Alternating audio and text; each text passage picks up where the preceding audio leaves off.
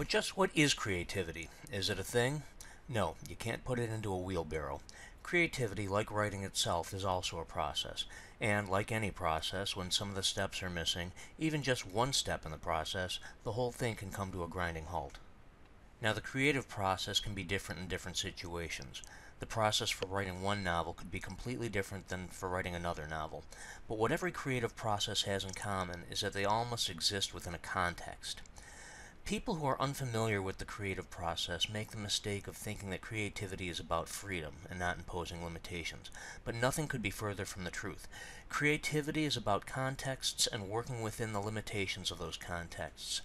These contexts will serve as your guideposts along the way.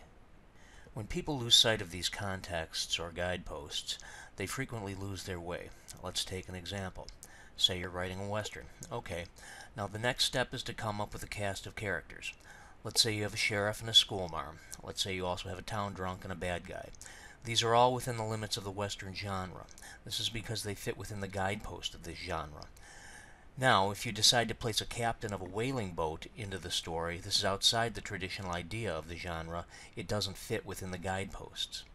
This isn't to say that you can't introduce non-traditional characters into an existing genre like the movie Cowboys and Aliens.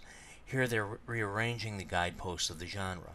They're changing the context of the story, and when you do this with any aspect of your story, such as genre, point of view, dialogue or exposition, chapters, paragraphs, sentences, this can frequently lead to writer's block because you just don't know what to do next.